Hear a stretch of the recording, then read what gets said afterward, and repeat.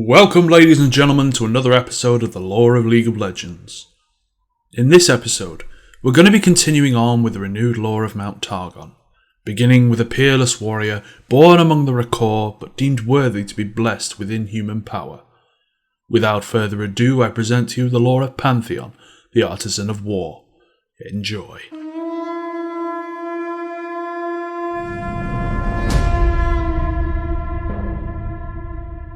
Named after one of the 4 stars that formed the warrior constellation in the night sky, Atreus was a proud young Rakoran.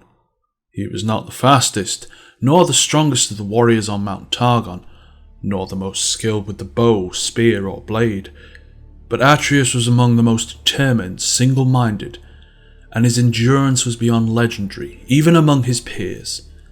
Each day before dawn, while others slept, Atreus rose to run the treacherous paths of Mount Targran, and was always the last to leave the training grounds at night.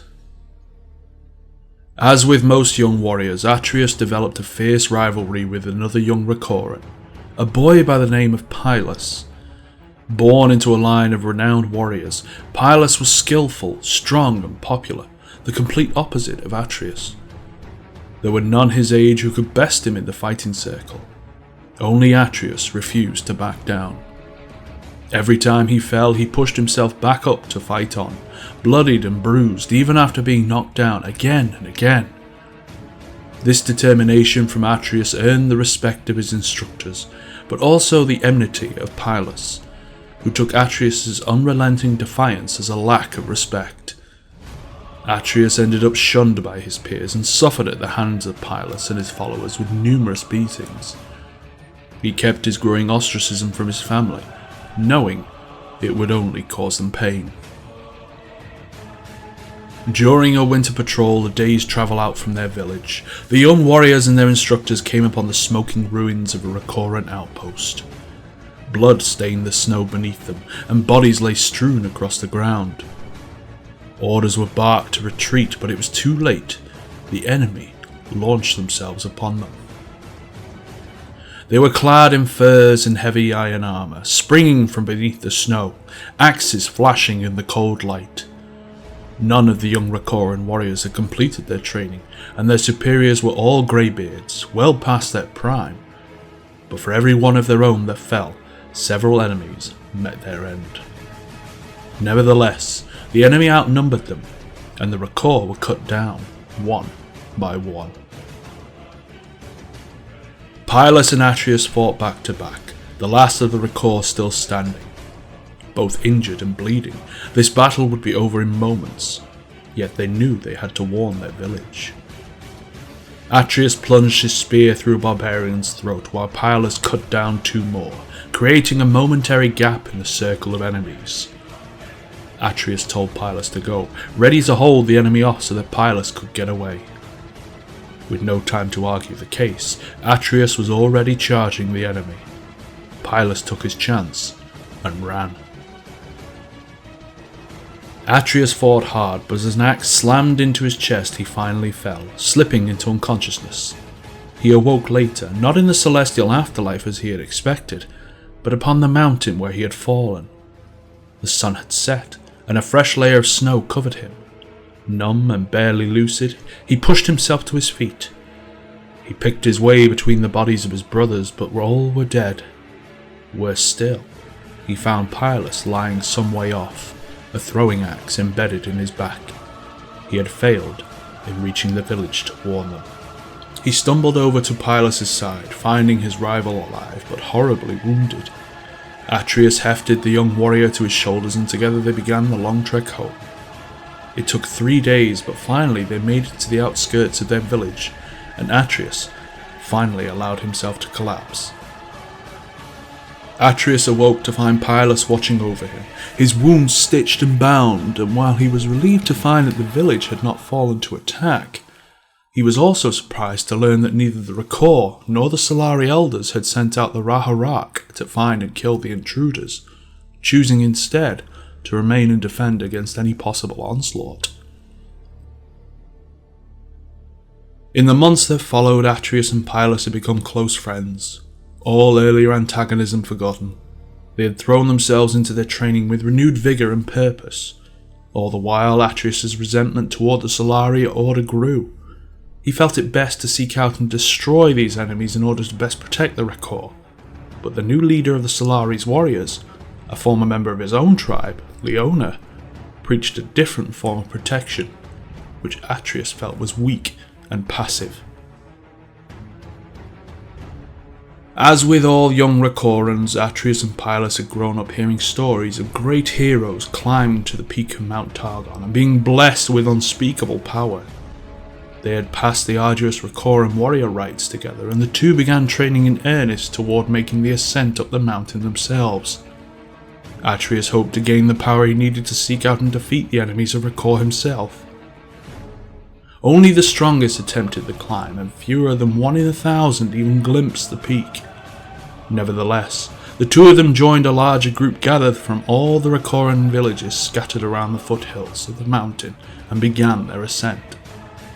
As they set off, the sun turned dark as the silver moon passed up before it. Some saw this as an ill omen, but Atreus took it as a sign that this was the right path. After weeks of climbing, the group had become half its original size. Some had turned back, while others had been claimed by the mountain, falling in crevices, being buried beneath avalanches, or frozen to death in the night.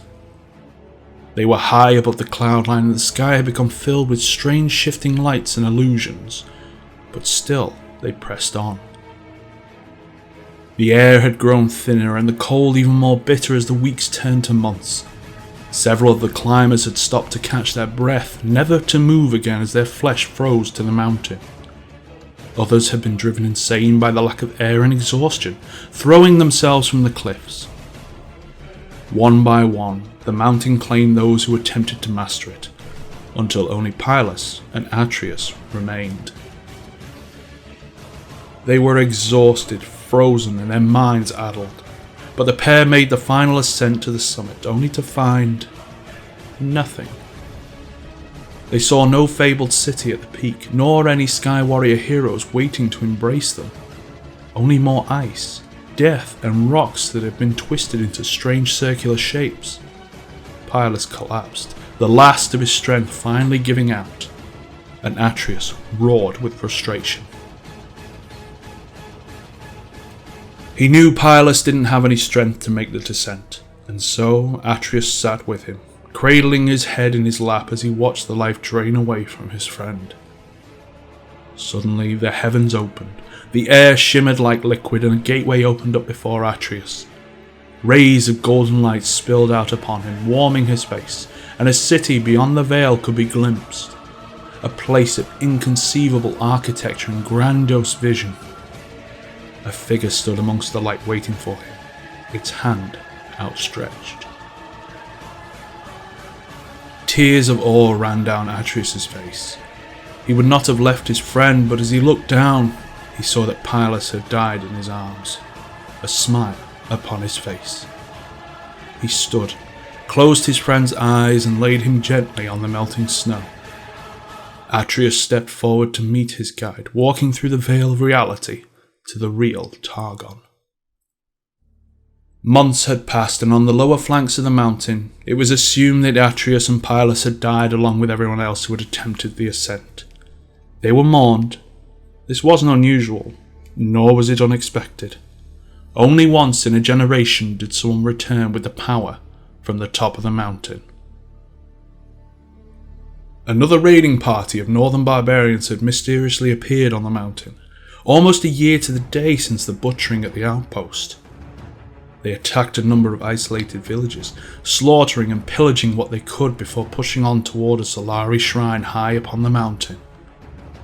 The guards were outnumbered but stood firm, ready to die defending the relics and mystics that lay within. As the marauders closed in, an unnatural keening wind descended, whipping the snow around in a glowing fury. The clouds parted a swirl, exposing the full majesty of Mount Targon at the epicenter of the storm. Warriors on both sides struggled to maintain their footing and shielded their eyes against the ice storm as a ghostly, glowing white city appeared in the heavens at the mountain's apex. The 4 stars of the Pantheon constellation pulsed brightly, then turned dark overhead, and at the same time, the burning light of a falling star appeared within the ethereal city and streaked towards the ground. The falling star screamed toward the temple, moving at astonishing speed, and the barbarians prayed to their heathen gods in quivering voices. The streaming light slammed down, striking the ground between the 2 forces with an earth-shattering impact. This was no star, but a warrior, mantled in starlight and bearing a gleaming golden shield and spear of legend. He had landed in a warrior's crouch, one knee lowered to the ground, and as he looked up at the enemy defiling the lands of Mount Targran, the Ricorian saw it was Atreus, and yet not Atreus. The aspect of the warrior had infused him. He was now both mortal and immortal, the incarnation of war made flesh. He was now an avatar of battle. He had become the Pantheon. He rose from his crouch, eyes blazing with a celestial light. The enemy knew death had come for them. The battle was over quickly. None could stand against Pantheon. The outsider's blood ran from his armour and weapon, leaving them pristine and gleaming with starlight. His enemies had been defeated, and Pantheon marched into the roaring ice storm, disappearing from sight. Atreus' family had mourned their son and held a funeral for him, for they had suspected he had died after not returning from the expedition. Now his demise was confirmed. The Pantheon aspect had obliterated his personality, memories, and emotions. Atreus' flesh was nothing more than a shell inhabited by the supernatural aspect of war. His mortal soul had joined those of the ancestors in the celestial afterlife. Atreus was not the first appearance of Pantheon on Runeterra. There have been others, and there will likely be more. They are not immortal, limited by the human flesh they inhabit, and can be killed, though it takes great effort to do so. Pantheon's latest appearance has been greatly debated by the Solari, for his arrival is both a blessing and a curse, as it often heralds a time of darkness yet to come.